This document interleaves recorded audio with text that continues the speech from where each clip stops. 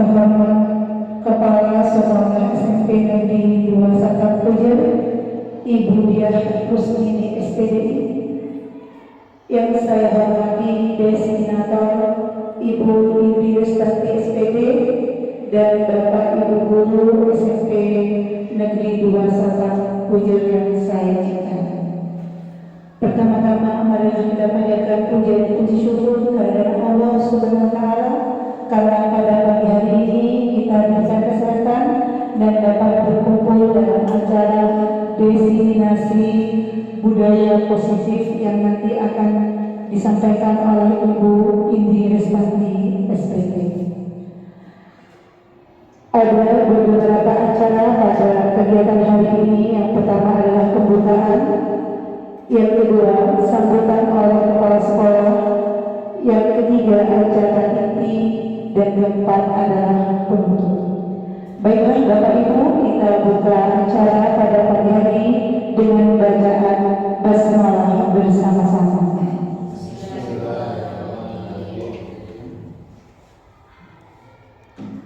Demi semangatnya acara pada pagi hari ini, saya akan membuka dengan sebuah pantun biar acara pada pagi ini dapat meriah, kita semangat dan selalu kompak. Mentari terbit berlulah tinggi, jangan sendiri menunggu pacar. Assalamualaikum, selamat pagi. Semoga hari ini berjalan lancar. Terbit tinggi di atas gunung, melalui hati-hati bila sedang mendaki. Hidup ini tak bisa diulang. Mari kita mulai saja acara ini. Berdekat umurnya tua, bawa pedang bukanlah petaka. Apa kabar hadirin semua? Selamat datang di acara. Tepuk tangan untuk kita semua. Baiklah Bapak Ibu, untuk acara selanjutnya adalah sambutan oleh Kepala Sekolah SMP Negeri 2 Sakar Pujer kepada Ibu Diah Rusmini SPDI. Disilakan.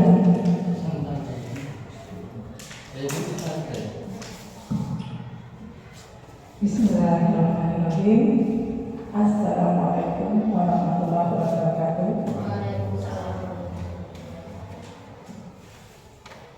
Alhamdulillahirrahmanirrahim.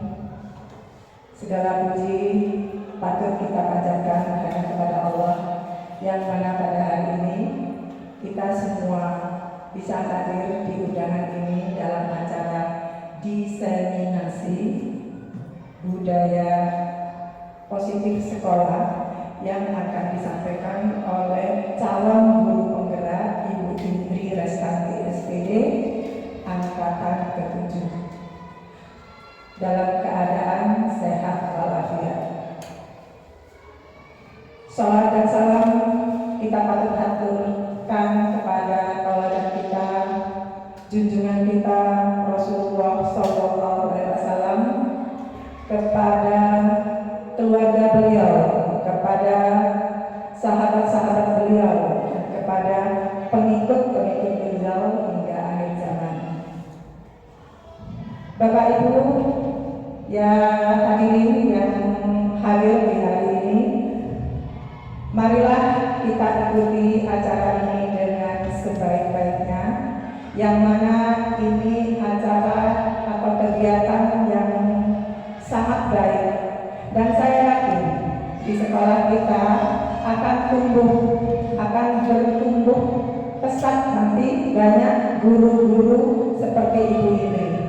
Ini adalah salah satu contoh saja Bu Indri, dan saya yakin nanti berikutnya akan ada Pak Yoyo, Pak Selamat, Pak Wahyu, Bu Aziza, Bu Lika, Bu Ida, dan lain sebagainya, Pak Ari, Pak Zainul, nanti akan hadir menjadi guru-guru penggerak yang lain, yang mana nanti akan menularkan ilmu yang Bapak Ibu dapatkan itu ke teman-teman sejawat, dan juga tentunya kepada siswa dan siswi yang Bapak Ibu geluti tiap hari. Bapak Ibu yang saya hormati, seperti yang disampaikan di sini, aksi nyata di sini adalah tentang budaya positif. Pasti nanti yang akan disampaikan Ibu Indri adalah terkait dengan hal-hal yang akan menjadikan sekolah kita, anak-anak kita utamanya adalah anak-anak yang berkarakter. Karena budaya positif di sini adalah tujuannya adalah untuk bagaimana menjadikan peserta didik kita ini adalah anak-anak yang berkarakter. Bagaimana berkarakter itu adalah mereka-mereka yang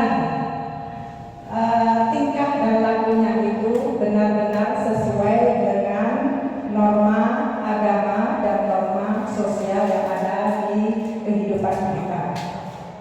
Tidak banyak ya Bapak Ibu yang bisa saya sampaikan ini agar Bu Indri segera menyampaikan apa yang ingin disampaikan kepada kita semua. Kurang lebihnya saya mohon maaf. Terima kasih. Assalamualaikum warahmatullahi wabarakatuh.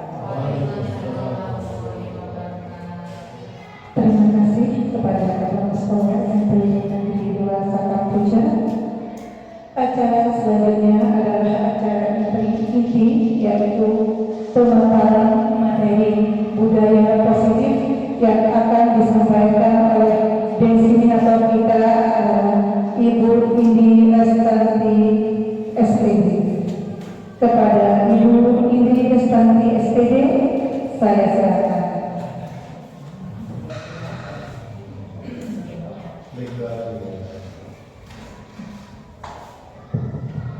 Baik, assalamualaikum warahmatullahi wabarakatuh. Alhamdulillah kita bisa berkumpul di acara diseminasi budaya positif di sekolah yang akan saya sampaikan. Sebelumnya saya mohon maaf Bapak Ibu, ini bukan saya bermaksud membuli, hanya saja saya ingin sharing ilmu yang saya dapatkan pada pendidikan guru penggerak yang sedang saya jalani. Pada pendidikan guru penggerak ini saya akan menuntaskan 3 modul. Jadi yang sudah tuntas itu adalah modul 1.1 sampai 1.4. Ini saya perkenalkan fasilitator saya Pak Sulaiman MPD, dan pengajar prakteknya ini Bapak Rudi Haryono, mungkin sudah pernah ke sini. Nah, ini yang sedang saya jalani pada pendidikan guru penggerak Bapak Ibu. Yang pertama itu modul 1.1 filosofi pendidikan di Ajar Dewantara. Yang kedua itu adalah nilai dan peran guru penggerak. Kemudian yang ketiga itu visi guru penggerak, dan yang keempat adalah budaya positif. Nah, ini yang akan saya diseminasikan pada rekan-rekan kerja sekalian pada SMP Satampuja, yang mana keempat modul ini nanti saling berkaitan dan akan muaranya tetap kepada pembentukan profil pelajar Pancasila, yang nantinya diharapkan siswa kita itu merupakan siswa yang berprofil pelajar Pancasila. Nah, ini saya sampaikan secara singkatnya terlebih dahulu. Jadi ini ada modul 1.1 filosofi pendidikan Ki Hajar Dewantara. Mungkin yang sudah menyelesaikan platform Merdeka Mengajar, di sini ada kaitannya. Filosofi pendidikan Ki Hajar Dewantara yang kita kenal itu biasanya ada trilogi pendidikannya. Ingat Sosulodo, di mana di depan kita sebagai guru itu harus menjadi teladan. Kemudian Imanjo Mangunkarso itu ketika di tengah kita memposisikan diri membangun motivasi siswa. Kemudian berikutnya adalah Tukuri Handayani. Jadi ketika kita berada di belakang, kita memberikan dorongan kepada siswa kita.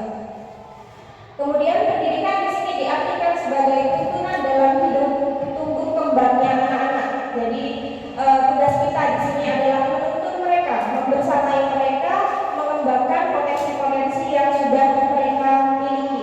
Setiap anak itu pasti memiliki potensinya masing-masing.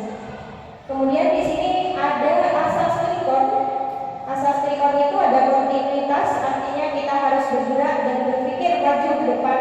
tanpa melupakan sejarah dan tidak boleh lupa akan akar nilai budaya yang dimiliki oleh bangsa Indonesia. Kemudian berikutnya konvergensi. Konvergensi itu adalah pendidikan itu harus berdasarkan memanusiakan manusia. Kemudian konsentris, pendidikan harus menghargai keberagaman dan memerdekakan pembelajaran. Setiap peserta didik memiliki keunikannya masing-masing. Nah, ini untuk modul 1.2 berkaitan dengan nilai dan peran guru penggerak. Nilai guru penggerak yang harus dimiliki itu yang pertama ada berpihak pada murid. Yang kedua mandiri. Mandiri di sini berkaitan dengan kita mengembangkan potensi diri kita sendiri tanpa survei orang lain. Jadi kita misalkan ikut pelatihan-pelatihan dengan inisiatif sendiri itu juga bisa dikatakan sebagai nilai yang sudah dimiliki, yaitu nilai mandiri.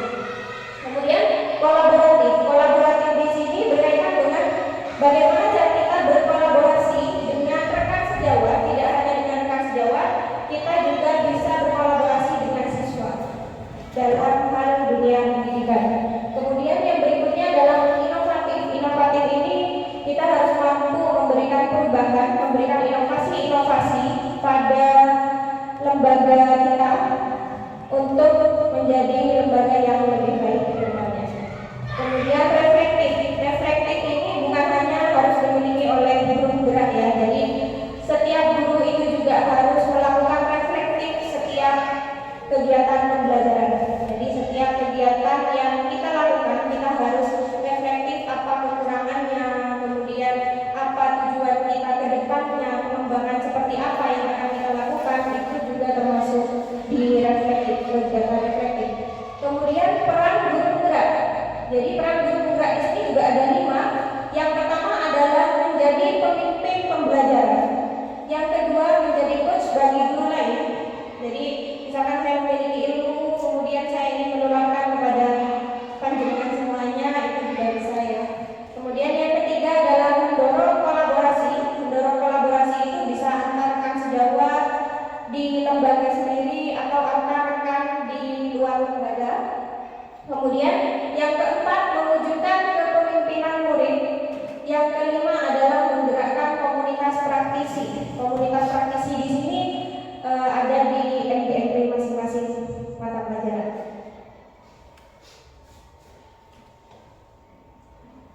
Ini modul 1.3. Jadi pada modul 1.3 itu yang dibahas tentang visi guru penggerak.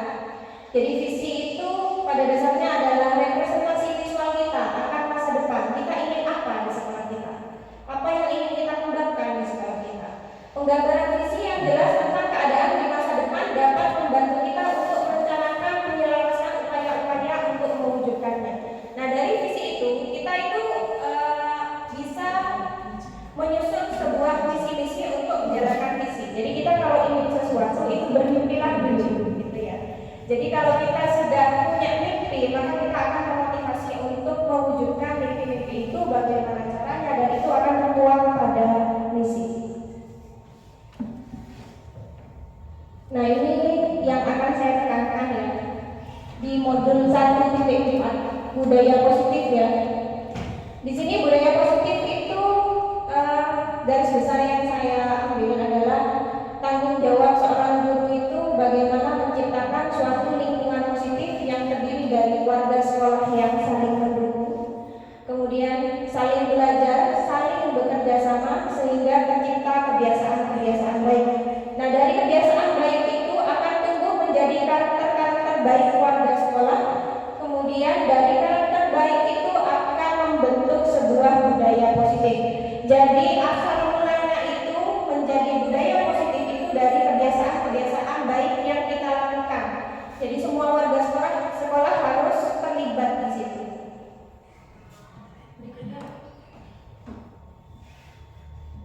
Baik, ini topik budaya positif yang akan saya sampaikan, yang akan saya tekankan pada kegiatan hari ini. Yang pertama itu ada disiplin positif dan nilai-nilai kebajikan universal. Yang kedua ada teori motivasi, hukuman dan penghargaan.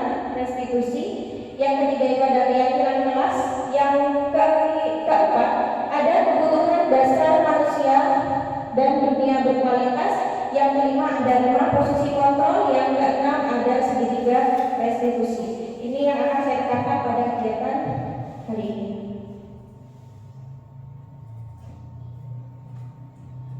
Nah, baik, kita lihat dulu ya. Di sini ada pertanyaan pemantik atau perubahan paradigma.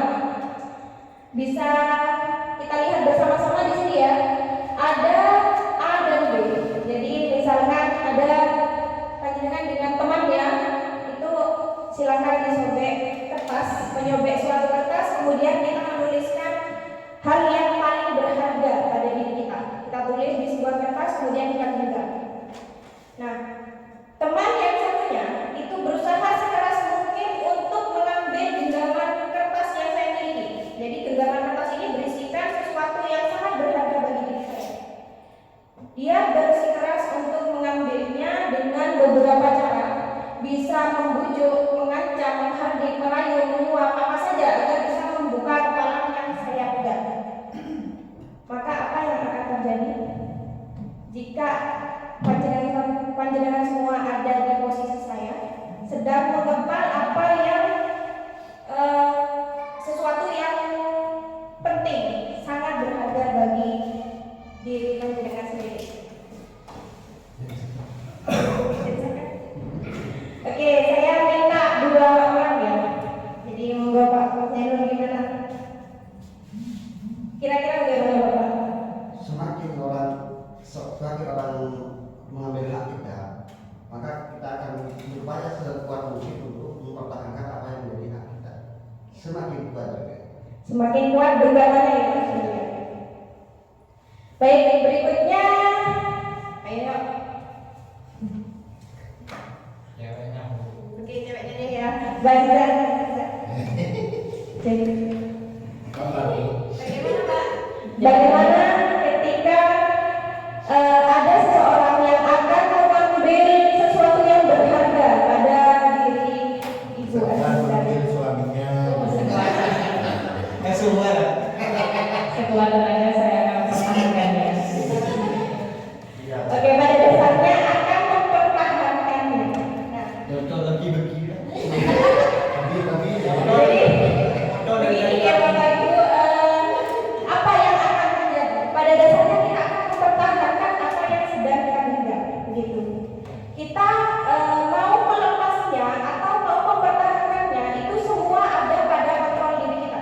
Diri kita sendiri yang bisa mengontrolnya. Jadi kita nggak bisa mengontrol orang lain untuk memberikan kuasa yang akan menyebabkan kita memberikan keputusan apa. Jadi semua muaranya tetap kontrolnya pada diri kita.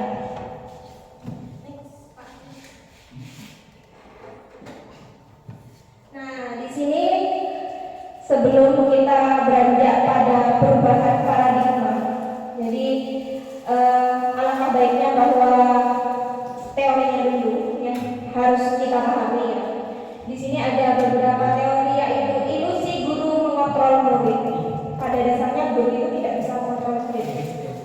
Jadi muridlah yang membiarkan dirinya, mengikhlaskan dirinya untuk dikontrol. Jadi kontrol utama itu tetap ada pada diri kita masing-masing.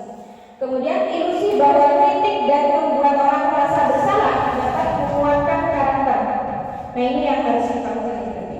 Kemudian ilusi bahwa semua penguatan positif, efektif dan bermanfaat. Kemudian yang terakhir adalah ilusi bahwa orang dewasa memiliki hak untuk memaksa. Di sini banyak terjadi di sekitar kita bahwa orang dewasa itu mempunyai hak untuk memaksa seseorang. Nah, di sini perubahan paradigma stimulus respon itu harus diubah menjadi teori kontrol atau teori pilihan. Stimulus respon yang biasanya terjadi yaitu realitas kebutuhan kita sama.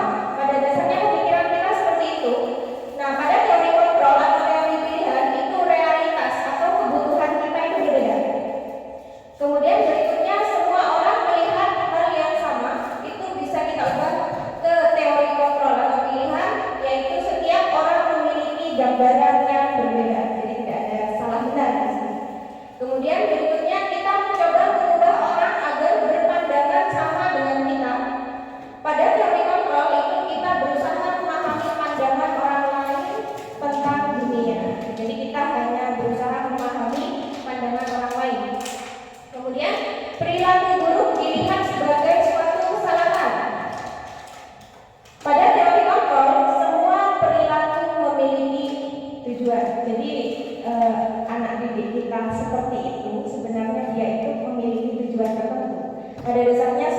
perilaku yang kita lakukan itu pasti ada tujuannya. Berikutnya adalah orang lain dapat mengontrol saya. Pada teori kontrol atau pilihan, Anda tidak bisa mengontrol orang lain. Jadi di situ harus kita ubah ya paradigmanya. Kemudian saya bisa mengontrol orang lain, Anda tidak bisa mengontrol orang lain ya. Kalau yang tadi orang lain dapat mengontrol saya, hanya diri Anda sendiri yang dapat mengontrol diri Anda. Jadi muaranya itu ada pada diri Anda masing-masing. Kemudian pemaksaan ada pada saat bujukan gagal. Ini sering terjadi ya. Pemaksaan ada pada saat bujukan gagal. Kalau dibujuk-bujuk itu nggak mau-mau, maka harus kita paksa, gitu ya. Sering-seringnya seperti itu. Maka teori kontrol atau teori pilihan itu nanti berkolaborasi dan konsensus menciptakan pilihan-pilihan baru. Jadi kita harus apa istilahnya ya, harus satu pihak dengan pihak yang lain itu berkomunikasi untuk jadi berkolaborasi untuk menyelesaikan suatu masalah agar tidak terjadi lagi stimulus respon ini ya. Kemudian model berpikir menang kalah. Jadi ada yang menang, ada yang kalah. Pada teori kontrol atau pilihan, itu model berpikirnya sudah menang-menang. Jadi tidak ada menang kalah. Menang.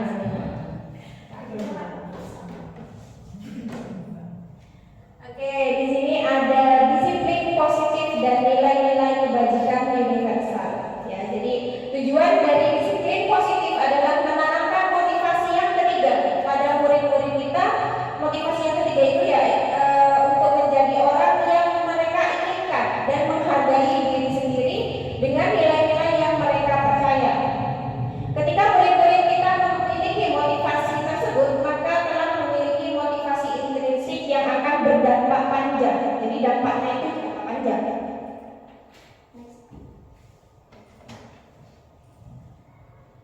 Nah, ini kita bisa lihat di sini ya. Motivasi yang tidak akan berpengaruh pada adanya hukuman atau hadiah itu adalah motivasi yang ketiga tadi. Mereka akan tetap berperilaku baik dan berlandaskan nilai-nilai kebajikan karena mereka ingin menjadi orang yang menjunjung tinggi nilai-nilai yang mereka hargai atau mencapai suatu tujuan mulia. Konsep disiplin positif yang merupakan unsur utama dalam terwujudnya budaya positif yang kita cita-citakan di sekolah kita. Jadi kita harap nanti ada budaya positif, disiplin positif yang berasal dari dalam diri siswa itu sendiri. Di sini kebanyakan guru sangat tertarik dengan topik pembahasan tentang disiplin ya. Kebanyakan mereka itu berpendapat bahwa kalau aja anak-anak bisa disiplin pasti mereka akan bisa belajar. Gitu. Para guru juga berpendapat bahwa mendisiplinkan anak-anak adalah bagian yang paling menantang, memang yang paling menantang dari pekerjaan mereka. Jadi ini kita rasakan bersama-sama.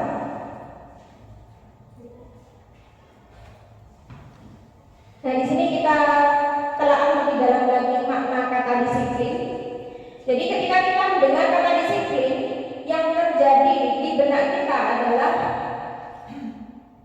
berkaitan sama tata tertib, biasanya begitu ya. Ketika kita menaati tata tertib, maka kita disiplin, begitu. Jadi kebanyakan seperti itu. Kata disiplin juga sering dihubungkan dengan hukuman, padahal itu sungguh berbeda.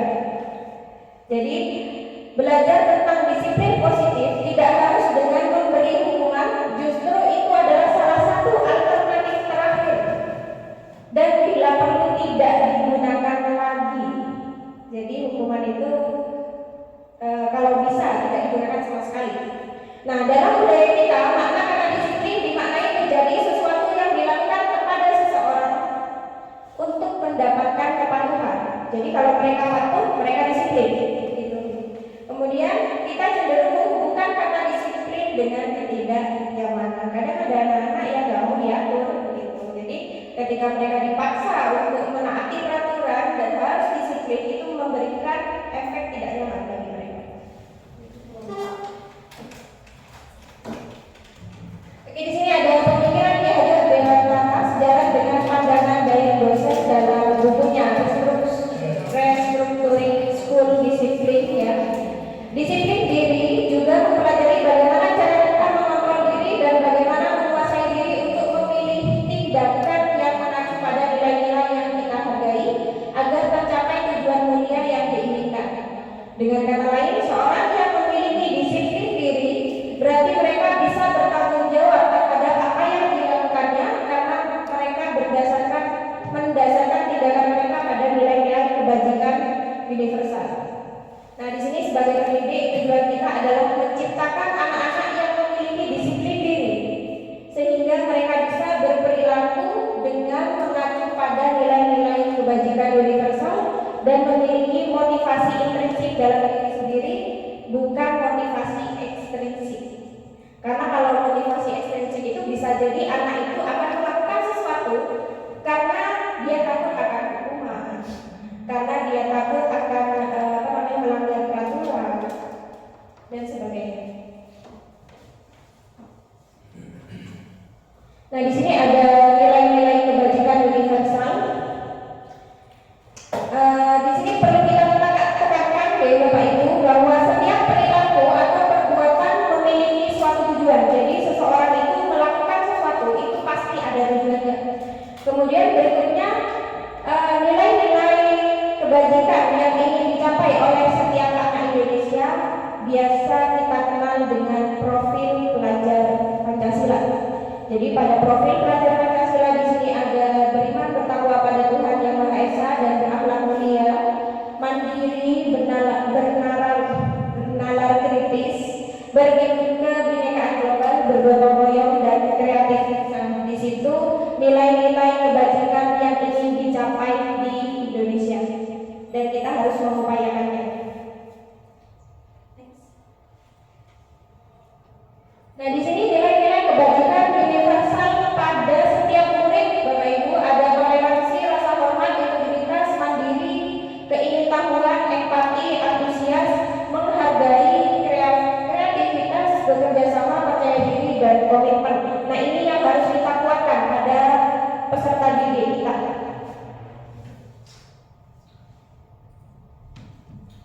Oke, di sini kita sudah masuk di pembelajaran kedua ya. Teori motivasi, hukuman dan penghargaan, restitusi dan restitusinya. Ada 3 motivasi perilaku manusia. Yang pertama, untuk menghindari ketidaknyamanan atau hukuman. Yang kedua adalah untuk mendapatkan imbalan atau penghargaan dari orang lain. Yang ketiga adalah untuk menjadi orang yang mereka inginkan dan menghargai diri sendiri dengan nilai-nilai yang mereka percaya. Jadi nilai kebajikan tadi. Nah, yang ingin kita bangun di sini adalah motivasi yang ketiga. Nah, di sini ada teori motivasi perilaku manusia ya. Jadi yang pertama itu untuk menghindari ketidaknyamanan atau hukuman. Nah, itu nanti yang akan terbentuk itu adalah motivasi eksternal. Karena pada dasarnya siswa itu akan melakukan sesuatu karena dia takut pada hukuman, gitu. Jadi apa yang akan terjadi apabila saya tidak melakukannya? Pasti mereka akan berkata begitu. Jadi mereka itu akan melakukan sesuatu hanya saja mereka karena ada dasarnya, karena takut pada hukuman. Kemudian yang kedua, untuk mendapatkan imbalan dari orang lain atau institusi ya, itu juga akan membentuk motivasi eksternal. Jadi apa yang akan saya dapatkan apabila saya melakukannya? Nanti akan begitu. Ketika tidak ada apa-apanya, maka dia tidak akan melakukan sesuatu. Nah, itu teori motivasi yang kedua. Kemudian yang ketiga adalah untuk menghargai diri sendiri. Nah, kalau teori motivasi yang ketiga ini, saya akan menjadi orang yang seperti apa bila saya melakukannya. Jadi pada motivasi yang ketiga, teori motivasi yang ketiga ini motivasi internal yang akan terbentuk. Nah, ini yang akan menjadi tujuan disiplin positif pada sekolah kita. Jadi bagaimana siswa itu nanti memiliki motivasi secara internal sehingga dia melakukan sesuatu tidak berdasarkan hukuman, imbalan dan gitu ya. Next. Nah, di sini dihubung oleh penghargaan. Nah, sebelum di sini saya ingin bertanya pada Bapak Ibu, kira-kira kalau siswa itu melakukan mereka mendapatkan hukuman? Saya mau bertanya ke Pak Yoyo.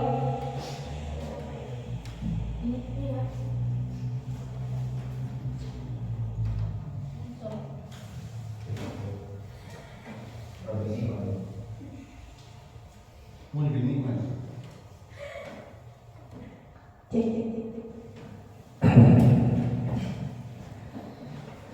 Jika siswa melakukan kesalahan, sebenarnya kita lihat dulu kesalahannya dia itu seperti apa.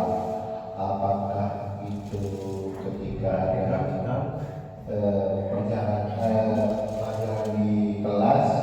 Kalau kesalahan seperti itu saya pikir tidak perlu, karena itu sebuah pembelajaran. Nah, ketika kesalahan terkait tindakan yang di luar batas, nah itu mungkin ada tahapan-tahapannya. Jadi tidak pas langsung ke hukuman yang berat gitu. Nah, kecuali nanti diulangi lagi, meningkat lagi. Jadi tidak pas kita itu semata-mata menghukum pas langsung dihukum berat atau main tangan, karena memang bukan sudah zamannya lagi ya. Main tangan itu bukan cuma di terus ya. Jadi itu sudah bukan zamannya lagi. Jadi ada tahapannya itu. Kalau memang nanti sudah tidak bisa lagi, itu baru mungkin ada cara lain. Terima kasih. Baik, terima kasih Pak Yoyo. Kemudian pertanyaan berikutnya adalah jika siswa itu berprestasi atau siswa itu memiliki kelebihan, maka apakah boleh kita memberikan suatu apresiasi, penghargaan, suatu hadiah kepada siswa tersebut? Monggo Bapak Ibu.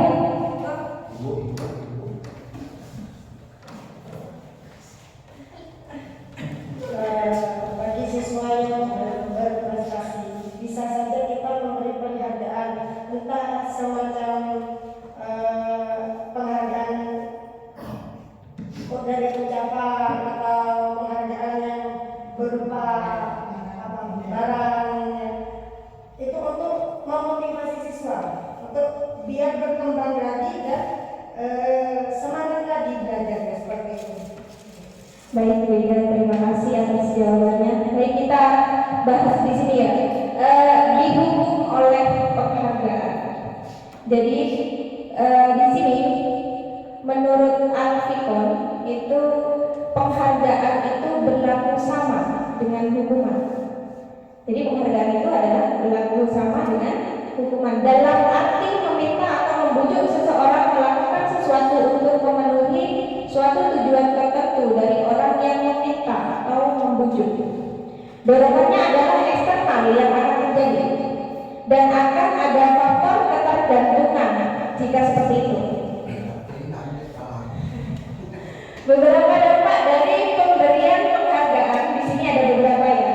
Ada pengaruh jangka pendek dan jangka panjangnya. Jadi ketika kita memberikan suatu penghargaan pada siswa, ayo nanti yang bisa maju ke depan saya kasih pensil satu, misalkan seperti itu. Kalau sudah dibiasakan seperti itu, maka nantinya dampak jangka pendeknya itu mereka akan antusias. Tapi kalau kita sering melakukan seperti itu dan kita stop itu tidak melakukan itu lagi, maka jadi motivasi mereka akan kurang gitu.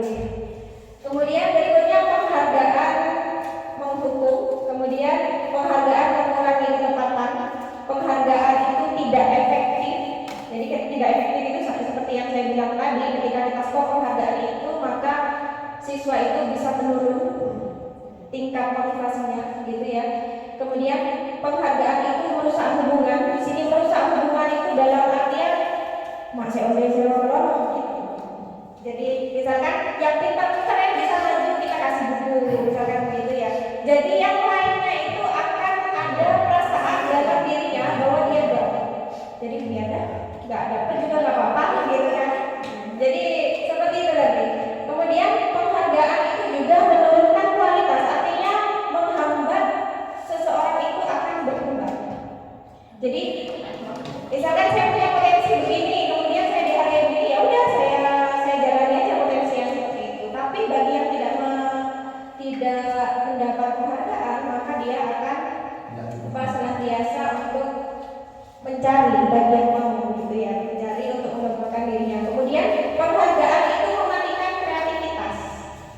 Jadi ketika kita sudah dihargai pekerjaan kita yang seperti itu, berarti kita ketika kita ingin dihargai lagi, maka kita harus melakukan pekerjaan yang sama. Begitu. Kemudian penghargaan ini mengurangi motivasi intrinsik. Jadi yang ingin kita bangun di sekolah ini adalah motivasi intrinsik siswa. Ketika kita melakukan penghargaan itu secara terus-menerus, maka motivasi intrinsik itu semakin tumbuh. Jadi yang akan timbul adalah hanya motivasi eksternal saja. Mereka akan melakukan sesuatu karena mereka akan mendapatkan sesuatu, begitu ya.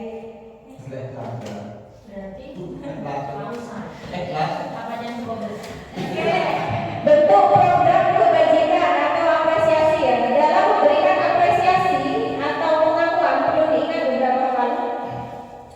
Beri pengakuan secara khusus, kemudian beri pengakuan secara pribadi, kemudian beri pengakuan kepada semua murid secara bergantian, beri pengakuan secara konsisten dan fokus pada proses, bukan fokus pada hasil.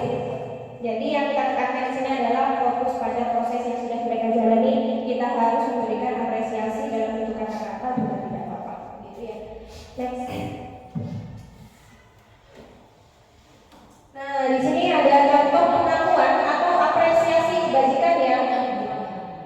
Di sini ada contohnya. Kemarin saya perhatikan rasa empatimu besar sekali. Nah, situasi yang bisa dilakukan adalah pada saat menolong murid baru di kelas kita. Misalkan ada murid baru, kemudian kita bisa memberikan penguatan terhadap nilai kebajikan yang sedang dia lakukan. Gitu. Kemudian saya menghargai kepedulianmu. Jadi di situ harus ada nilai-nilai kebajikan yang kita tekankan pada ucapan kita. Karena biasanya ucapan guru itu paling diingat murid. Ucapan guru itu paling diingat murid. Sehingga kita perlu menekankan poin-poin penting di situ, poin kebajikan yang dia lakukan agar dia sadar bahwa dia sudah memiliki nilai kebajikan yang harus dimiliki pada sekolah kita. Jadi pembentukan profil pelajar Pancasila. Kemudian terima kasih untuk rasa tanggung jawabmu. Jadi tidak hanya sebatas terima kasih saja. Jadi kita harus berterima kasih tentang apa? Gitu. Misalkan terima kasih sudah bekerja sama dengan baik hari ini. Gitu, Bapak Ibu. Jadi harus dipertegas.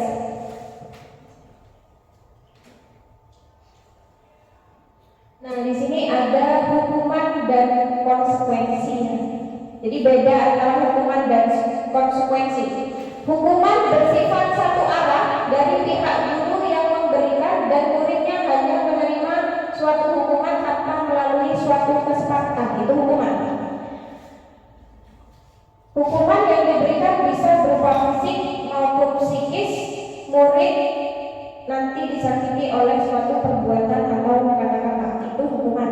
Kemudian ada konsekuensi di sini. Sementara di sini dalam bentuk konsekuensi sudah terencana atau sudah disepakati antara guru dengan murid. Jadi kita sudah sepakati, sudah dibahas dan disetujui oleh murid dan guru.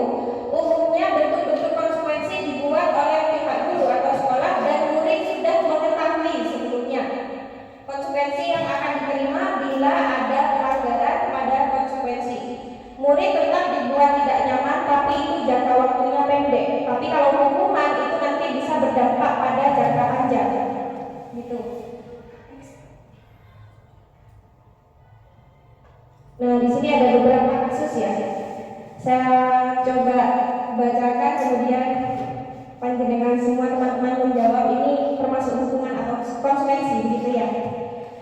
Mencatat 100 kali di dalam buku kalimat saya tidak akan terlambat lagi karena terlambat ke sekolah. Itu hukuman atau konsekuensi? Hukuman. Itu ya. Lari mengelilingi lapangan basket 2 kali karena terlambat hadir ke sekolah.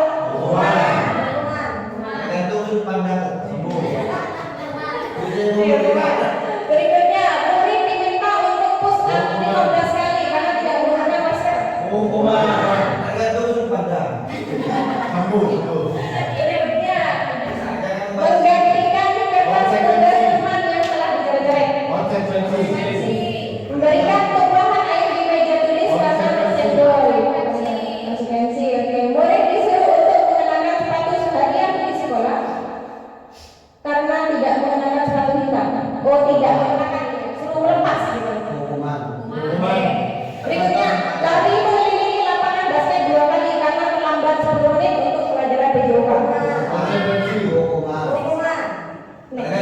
ada. Oke, kita lihat di sini. Nah, tuh. Dan itu benar kok. Kan teorinya dia saja yang ngarang itu. Ya, ini apa namanya? Kita berkaitan sama hukuman atau konsekuensi ya. Jadi pada intinya kalau hukuman itu hanya saat saja, tidak ada pembukaan satu dan yang lainnya. Kemudian kalau konsekuensi, kita harus berkomitmen antara guru dan murid di awal itu sudah komitmen dulu. Kalau kamu begini maka kamu akan begini, begitu ya. Itu konsekuensi. Next Pak. Tergantung. Oke, nih perbedaan hukuman dan konsekuensi. Hukuman itu sesuatu yang menyakitkan dan harus terjadi. Kalau konsekuensi, sesuatu itu harus terjadi jika kamu bagaimana begitu ya. Kemudian membuat anak sakit fisik maupun hati untuk jangka waktu lama. Itu kalau hukuman efeknya di situ ya. Kemudian kalau konsekuensi membuat anak merasa tidak nyaman tapi jangka waktunya pendek. Karena mereka sudah tahu kalau saya begini maka saya akan begini, gitu ya. Anak membenci kedisiplinan. Kalau kita sering menghukum maka anak akan membenci kedisiplinan. Kemudian kalau konsekuensi anak akan menghargai disiplin. Kemudian kalau hukuman itu biasanya paksaan ya, memaksa gitu ya. Kalau konsekuensi itu stimulus dan tanggapan karena dia sudah tahu duluan. Jadi kita hanya berikan stimulus, kamu sudah terlambat dari mana? Jadi mereka nanggapi, oh iya saya harus sedikit, gitu. Itu konsekuensi. Kemudian mendorong anak menyakiti diri sendiri, itu hukuman. Kemudian konsekuensi itu mendorong anak agar mudah menyesuaikan diri. Kalau hukuman konsep diri yang buruk, kalau konsekuensi itu konsep diri yang baik. Anak belajar untuk menyembunyikan kesalahan. Kalau hukuman karena dia takut akan hukuman biasanya akan cenderung menyembunyikan. Kemudian kalau konsekuensi itu anak belajar untuk mematuhi peraturan. Kemudian marah, rasa bersalah, dipermalukan, merasa tidak dihargai itu akan ada pada efek hukuman.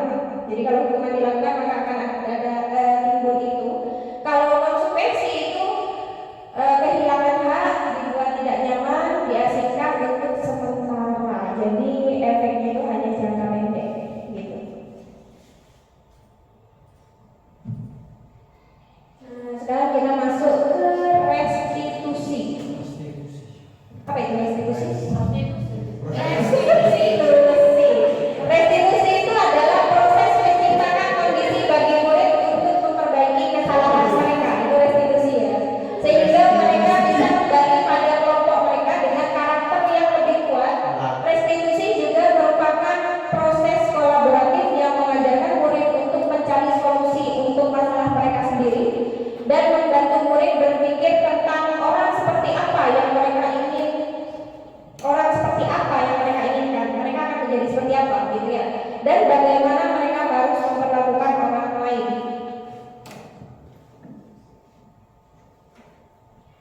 Nah ini ada ciri-ciri restitusi, ada 9. Yang pertama, bukan untuk menebus kesalahan namun untuk belajar dari kesalahan, itu restitusi.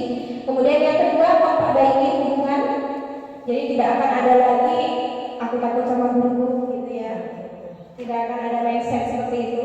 Kemudian yang ketiga, tawaran, bukan paksaan. Kalau paksaan itu jatuhnya nanti ke hukuman, tapi kalau tawaran itu dia lebih berkonsekuensi. Kemudian yang keempat, restitusi menuntut untuk melihat ke dalam diri. Jadi menuntut murid untuk melihat bagaimana dirinya. Gitu. Itu restitusi. Kemudian yang kelima, restitusi mencari kebutuhan dasar yang mendasari tindakan. Jadi seseorang melakukan tindakan itu pasti punya dasar atau punya tujuan. Yang keenam, restitusi diri adalah cara yang paling baik. Yang ketujuh, restitusi fokus pada karakter bukan tindakan. Yang kedelapan, restitusi fokus pada solusi. Yang kesembilan, restitusi mengembalikan murid yang berbuat salah pada kelompoknya. Itu ciri restitusi. Nah, di sini kita harus tahu kebutuhan dasar manusia dulu ya. Di sini ada 5 kebutuhan dasar manusia. Yang pertama kita tahu semua bahwa manusia itu kebutuhannya adalah bertahan hidup. Dan untuk bertahan hidup itu kita butuh makan dan sebagainya.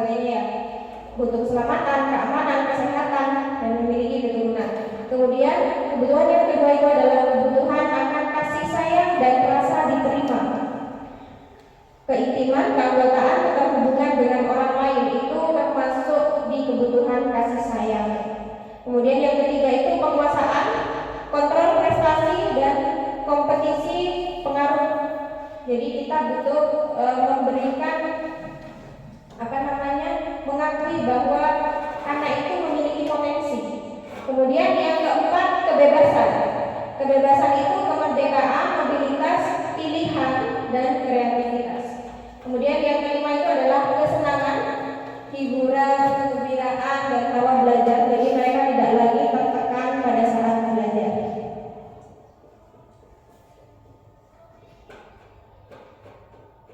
Oke, kita refleksi diri dulu ya.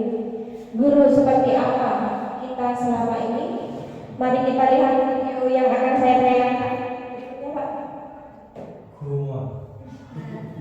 Oke, kita simak dulu video ini ya.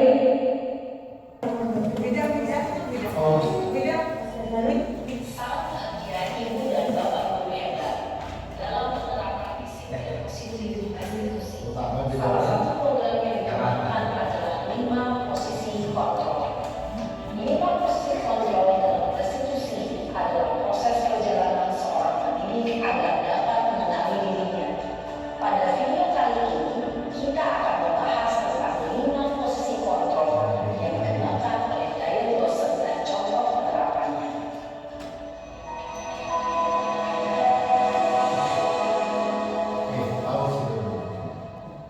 Lima posisi kontrol itu adalah satu, posisi dua, posisi pembuat dasar bersama, 3, posisi teman, 4, posisi pemantau atau monitor, dan 5, posisi manajer.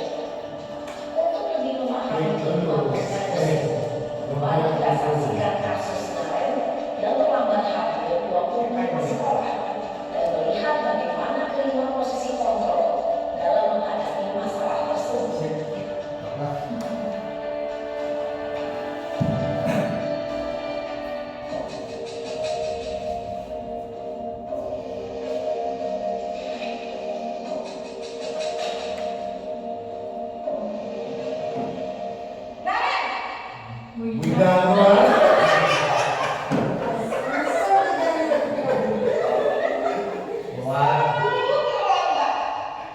Kamu deh, pasti terlambat.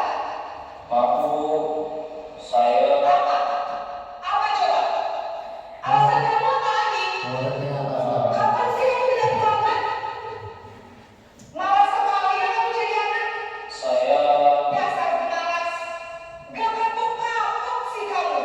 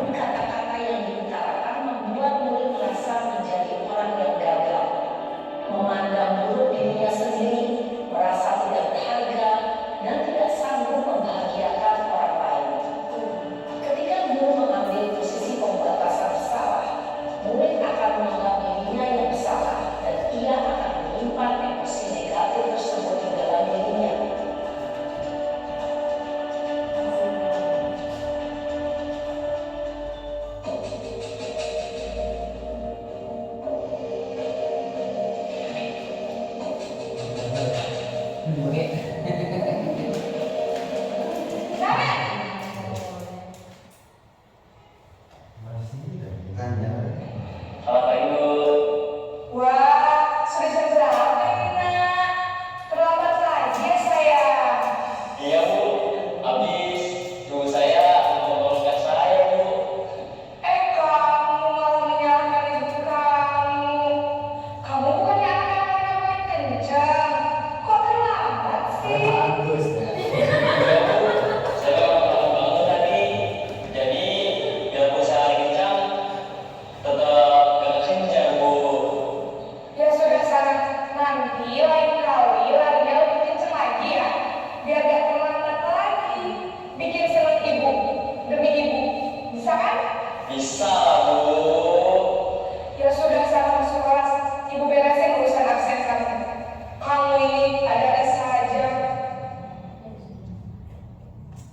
Dalam posisi teman, guru berbicara dengan ada suara ramah, akrab, cenderung bersenda gurau untuk menjaga suasana santai.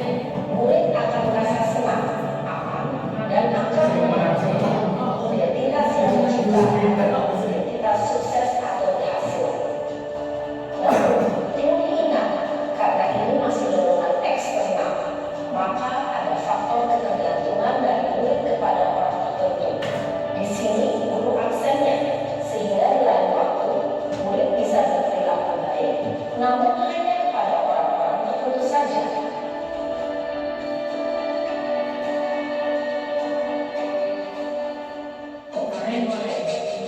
Pasang.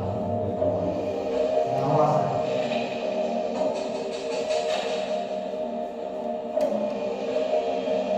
Naren!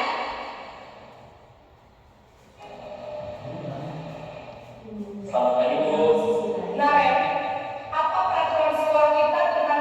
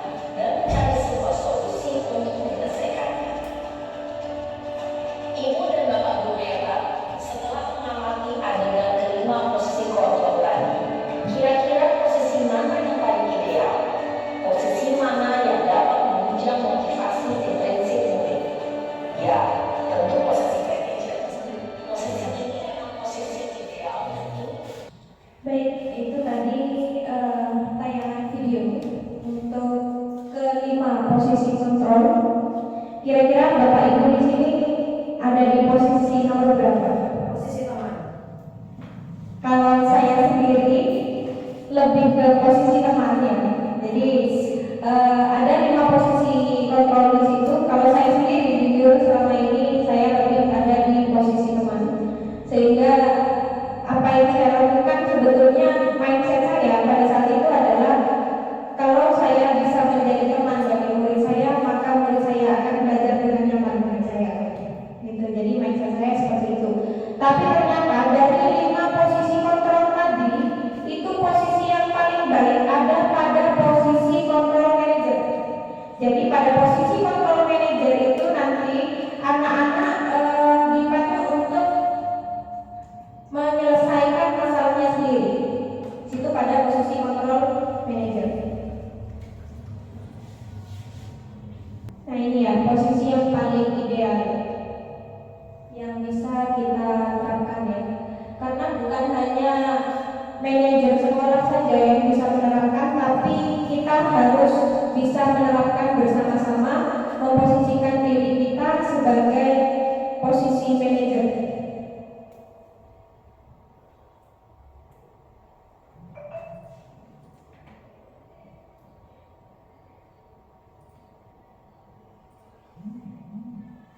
Nah ini manajer di sini adalah posisi di mana guru berbuat sesuatu bersama murid, mempersilahkan murid mempertanggungjawabkan perilakunya. Di sini ada pada posisi manajer. Kemudian penekanan bukan pada kemampuan membuat konsekuensi, tapi dapat berkolaborasi dengan murid bagaimana memperbaiki kesalahan yang ada. Jadi kita memandu murid kita untuk menyelesaikan masalahnya sendiri. Tugas seorang manajer bukan untuk mengatur perilaku seseorang. Kita membimbing murid untuk dapat mengatur dirinya sendiri. Jadi seorang manajer bukannya memisahkan murid dari kelompoknya, tapi mengembalikan murid tersebut ke kelompoknya dengan lebih baik dan lebih kuat karakternya. Baik, kita lanjutkan ke segitiga restitusi dan keyakinan kelas ya. Jadi di sini keyakinan kelas itu memiliki tujuan. Yang pertama adalah memberikan pengalaman bermakna kepada murid dalam membuat keyakinan kelas bersama. Yang kedua, menumbuhkan keterlibatan murid dalam menentukan keyakinan kelas sehingga murid bertanggung jawab atas keputusan yang telah dibuat bersama. Yang ketiga, mengembangkan komunikasi efektif dan hubungan yang harmonis antara guru dan murid. Yang keempat, mewujudkan budaya positif di kelas melalui keyakinan sehingga siswa menjadi pribadi yang mandiri dan bertanggung jawab. Dan yang terakhir adalah menciptakan pembelajaran yang menyenangkan dan berpihak pada murid.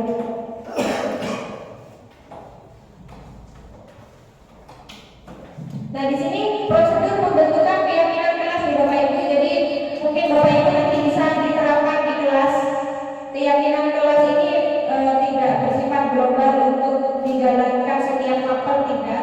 Jadi setiap mapel itu bisa memiliki keyakinan kelas sendiri-sendiri. Jadi kita berkolaborasi dengan siswa, kemudian menentukan keyakinan kelas seperti apa yang akan terjadi pada saat pembelajaran kita berlangsung. Di sini yang pertama adalah mempersiapkan murid-murid di kelas untuk bercurah pendapat tentang peraturan kelas yang perlu disepakati. Jadi harus ada kesepakatan. Kemudian yang kedua, mencatat semua masukan-masukan dari semua murid di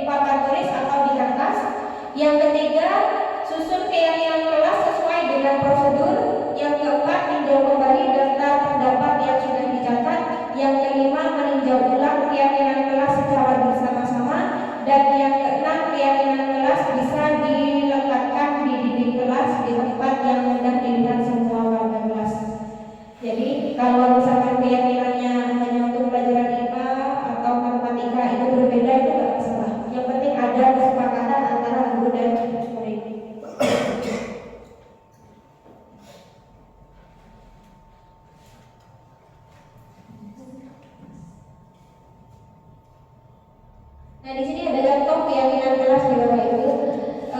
Yang pertama itu ada bekerja sama menjaga kebersihan kelas, kemudian saling peduli, menghargai dan membantu sama satu sama lain, menjaga dan meletakkan barang sesuai tempatnya, tepat waktu dan aktif di kelas, kemudian mengerjakan tugas tepat waktu. Itu salah satu contoh saja. Nah, kita masuk ke segitiga restitusi di sini. Di sini ada ciri-ciri restitusi ya. Yang pertama, restitusi bukan untuk menebus kesalahan, namun untuk belajar dari kesalahan. Restitusi memperbaiki hubungan. Restitusi adalah tawaran bukan paksaan.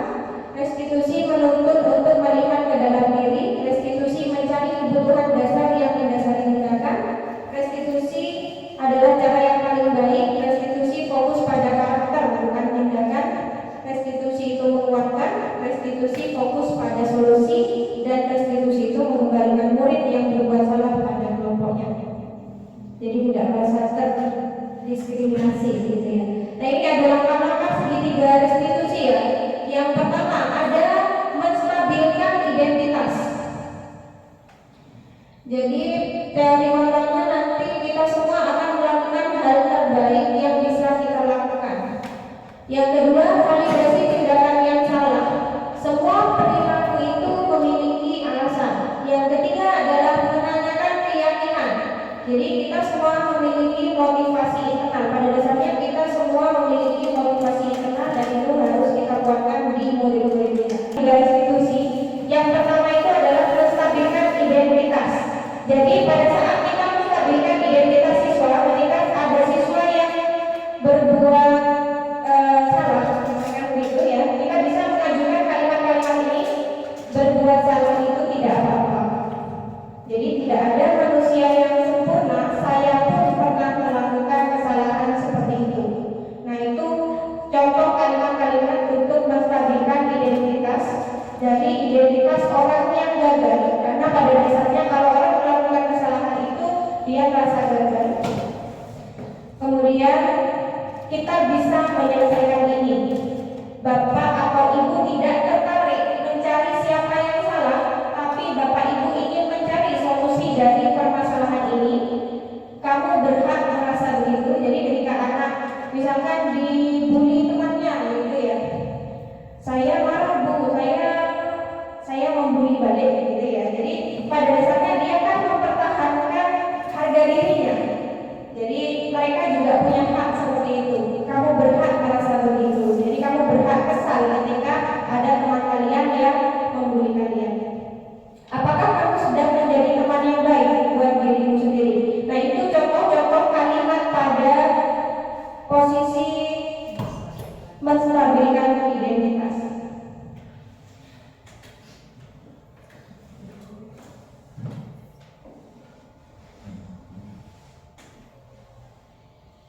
Nah, yang kedua adalah posisi Yang kedua adalah posisi validasi tindakan yang salah. Nah, pada posisi validasi tindakan yang salah ini, contoh kalimat yang dapat kita lakukan pada siswa kita itu adalah kira-kira perilaku yang seperti itu membentak-bentak temannya apa sesuai dengan keyakinan kelas kita, begitu. Jadi kita bisa mengajukan pertanyaan seperti itu pada siswa kita. Itu adalah langkah untuk memvalidasi tindakan yang salah. Kemudian menanyakan keyakinan. Menanyakan keyakinan itu nanti kita tanyakan Bapak Ibu. Jadi kira-kira keyakinan yang mana yang sudah kalian lakukan? Keyakinan yang mana yang sudah kalian lakukan? Gitu. Jadi menghargai sesama atau menghargai guru gitu. Jadi kita tanyakan sendiri kepada anak-anak dan kemudian kita harus menanyakan bagaimana solusi untuk permasalahan ini. Misalkan ada anak membentak temannya gitu. Saya akan meminta maaf. Jadi dia harus timbul dari dirinya sendiri, dia akan melakukan solusi seperti ini gitu, agar dia tetap ada pada jalur keyakinan yang sudah disepakati.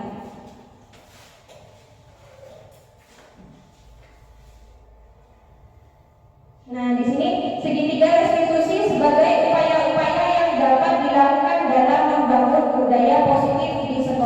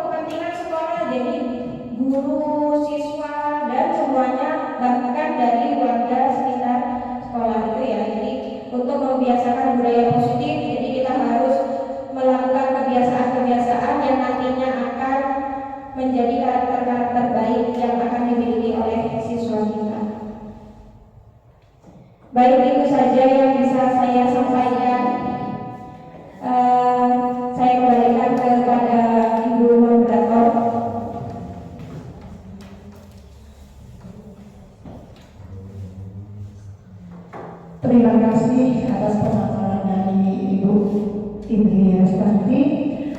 Sekarang Bapak Ibu waktunya untuk kita bertanya jawab.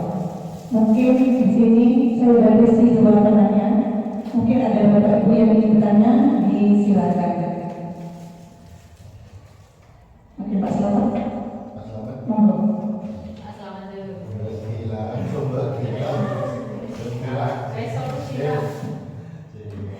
Mungkin bagus. Pak Agus banyak punya pertanyaan sebenarnya. Silakan Pak. Mungkin Pak. Pak Henor, bagaimana caranya?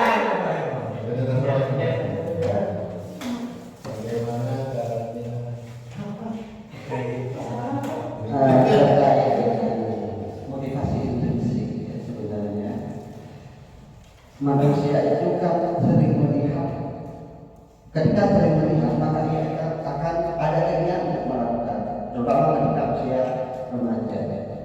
Pada dasarnya pada masa sekarang ini anak-anak itu sering menuntut sesuatu yang tidak banyak, sehingga timbul motivasinya untuk melakukan sesuatu yang negatif.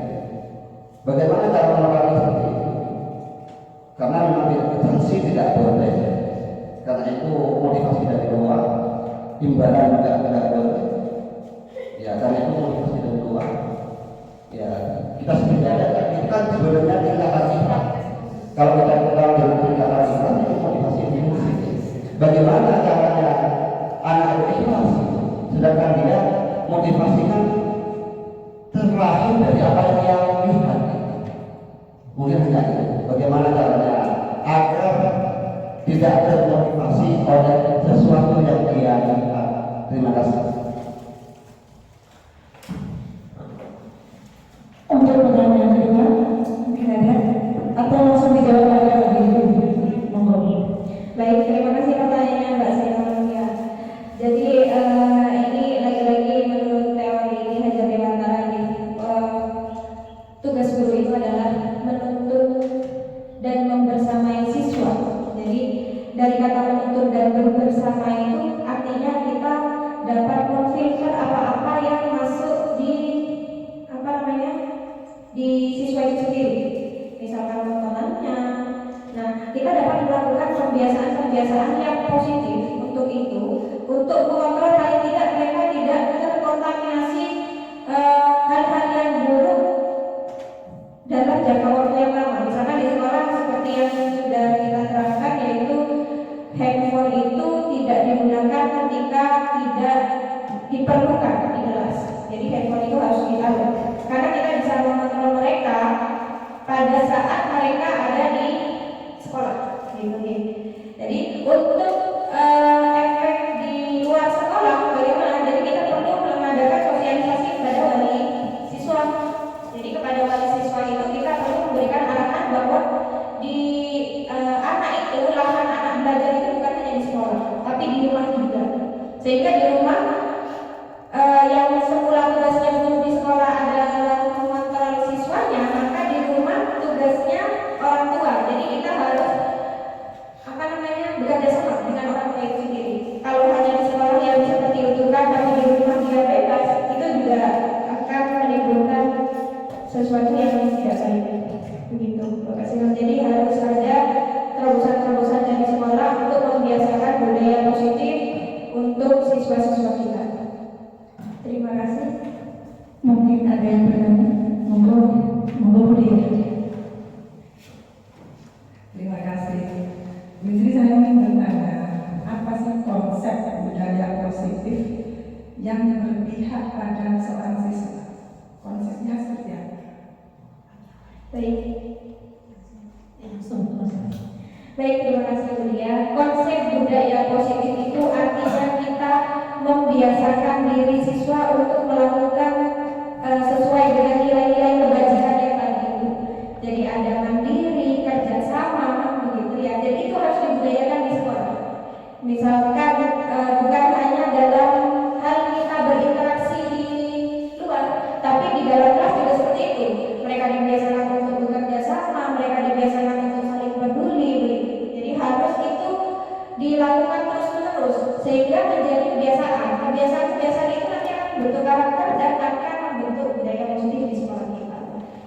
Cara menerapkannya kepada guru-guru bagaimana menciptakan itu budaya positif yang sehingga mereka semua akhirnya bisa larut dan bisa mengikuti budaya positif yang